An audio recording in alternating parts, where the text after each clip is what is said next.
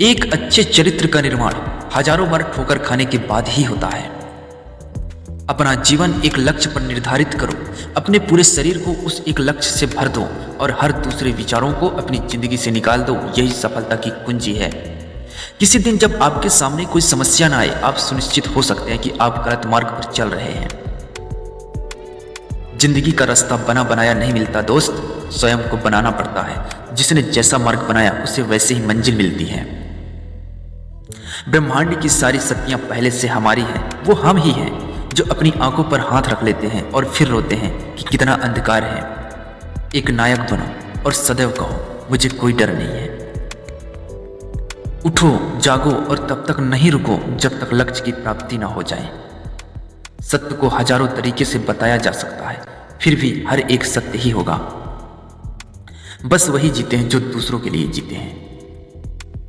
हम भले ही पुराने सड़े घाव को स्वर्ण से ढककर रखने की चेष्टा करें, एक दिन ऐसा आएगा जब वह स्वर्ण वस्त्र खिसक जाएगा और वह घाव अत्यंत विविध स्वरूप में आंखों के सामने प्रकट हो जाएगा। संभव की सीमा जानने का केवल एक ही तरीका है, असंभव से भी आगे निकल जाना। जीवन में ज्यादा रिश्ते होना जरूरी नहीं है, पर जो रिश्ते हैं उनमें जीवन होना जरूरी है। जितना बड़ा संघर्ष होगा, जीत उतनी ही बड़ी होगी। दिन में आप एक बार स्वयं से बात करें, अन्यथा आप एक बेहतरीन इंसान से मिलने का मौका खो देंगे। आकांक्षा, अज्ञानता और असमानता ये बंधन की त्रिमूर्तियां हैं। कुछ सच्चे, ईमानदार और ऊर्जावान पुरुष और महिलाएं जितना कोई भीड़ एक सदी में कर सकती है, उससे अधिक एक वर्ष में कर सकते हैं। दुनिया मजाक करे या तिरस्कार, उसकी परवाह किए बिना मनुष्य को अपना कर्तव्य करते रहना चाहिए। जिस तरह से विभिन्न स्रोतों से उत्पन्न धाराएं अपना जल समुद्र में मिला देती हैं, उसी प्रकार मनुष्य द्वारा चुना हर मार्ग, चाहे अच्छा हो या बुरा, भगवान तक ही जाता है। निर्बल हो, तुम एक अमर आत्मा हो, स्वच्छ जीव हो, धन्य हो, सनातन हो। तुम तत्व नहीं हो, ना ही शरीर हो। तत्व तुम्हारा सेवक है, तुम तत्व के सेवक नहीं हो। किसी की निंदा ना करें। अगर आप मदद के लिए हाथ बढ़ा सकते हैं तो जरूर बढ़ाएं। अगर नहीं बढ़ा सकते तो अपने हाथ जोड़िए, अपने भाइयों को आशीर्वाद दीजिए और उन्हें उनके मार्ग पे जाने दीजिए। कभी मत सोचिए कि आत्मा के लिए कुछ असंभव है। ऐसा सोचना सबसे बड़ा विधर्म है। अगर कोई पाप है तो वो यही है कि ये कहना कि तुम निर्बल हो, अन्याय, अनिर्बल। अगर धन दूसरों की भलाई करने में मदद करे तो इसका कुछ मूल्य होता है, अन्यथा ये सिर्फ बुराई का एक ढेर है और इससे जितनी जल्दी छुटकारा मिल जाए उतना ही बेहतर है। हम वो हैं जो हमें हमारी सोच ने बनाया है, इसलिए इस बात का ध्यान रखिए कि आप क्या सोचते हैं, विचार करते हैं, ये दूर तक यात्रा करते हैं। विश्व एक व्यायामशाला है जहां हम खुद को मजबूत बनाने के लिए आते हैं। बाहरी स्वभाव केवल अंदरूनी स्वभाव का बड़ा रूप है। डर निर्बलता की निशानी है। देश की स्त्रियां विद्या बुद्धि अर्जित करें, यह मैं हृदय से चाहता हूं, लेकिन पवित्रता की बलि देकर यदि यह करना पड़े तो कदापि नहीं। खड़े हो जाओ, हिम्मतवान बनो, ताकतवर बन जाओ। सब जवाबदारियां अपने सिर पर ओढ़ लो और समझो कि अपने नसीब के रचयिता आप खुद हो। जिंदगी बहुत छोटी है। दुनिया में किसी भी चीज का घमंड अस्थायी है, पर जीवन केवल वही जी रहा है जो दूसरों के लिए जी रहा है। बाकी सभी जीवित से अधिक मृत हैं। जिस शिक्षा से हम अपना जीवन निर्माण कर सकें, मनुष्य बन सकें, चरित्र गठन कर सकें और विचारों का समन्वय कर सकें, वही वास्तव में शिक्षा कहलाने योग्य है। भय और अधूरी इच्छाएं ही समस्त दुखों का मूल है। लगातार पवित्र विचार करते रहें। बुरे संस्कारों को दबाने के लिए एकमात्र समाधान यही है। वेदांत कोई पाप नहीं जानता, जो केवल त्रुटि जानता है। और वेदांत कहता है कि सबसे बड़ी त्रुटि यह कहना है कि तुम कमजोर हो, तुम पापी हो, एक तुच्छ प्राणी हो और तुम्हारे पास कोई शक्ति नहीं है और तुम ये वो नहीं कर सकते। दिल और दिमाग के टकराव में दिल की सुनो। सबसे बड़ा धर्म है अपने स्वभाव के प्रति सच्चे होना। स्वयं पर विश्वास करो। यह अग्नि का दोष नहीं। जो तुम सोचते हो वो ही हो जाओ। यदि तुम खुद को कमजोर सोचते हो, तुम कमजोर हो जाओ। अगर खुद को ताकतवर सोचते हो, तुम ताकतवर हो जाओ। एक समय में एक काम करो और ऐसा करते समय अपनी पूरी आत्मा उसमें डाल दो और बाकी सब कुछ भूल जाओ। पढ़ने के लिए जरूरी है एकाग्रता, एकाग्रता के लिए जरूरी है ध्यान, और ध्यान से ही हम इंद्रियों पर संयम रखकर एकाग्रता प्राप्त कर सकते हैं। कुछ मत पूछो, बदले में कुछ मत मांगो, जो देना है वो दो, वो तुम तक वापस आएगा, पर उसके बारे में अभी मत सोचो। स्वयं में बहुत सी कमियों के बावजूद अगर मैं स्वयं से प्रेम कर सकता हूँ तो दूसरों में थोड़ी बहुत कमियों की वजह से उन्हें घृणा कैसे कर सकता हूँ। खुद को कमजोर समझना सबसे बड़ा पाप है। जीवन का रहस्य भोग में नहीं, अनुभव के द्वारा शिक्षा प्राप्ति में है। धन्य है वो लोग जिनके शरीर दूसरों की सेवा करने में नष्ट हो जाते हैं। किसी मकसद के लिए खड़े हो तो एक पेड़ की तरह, गिरो तो एक बीज की तरह, ताकि दोबारा उगकर उसी मकसद के लिए जंग कर सको। श्री रामकृष्ण कहा करते थे कि जब तक मैं जीवित हूं तब तक मैं सीखता रहूंगा।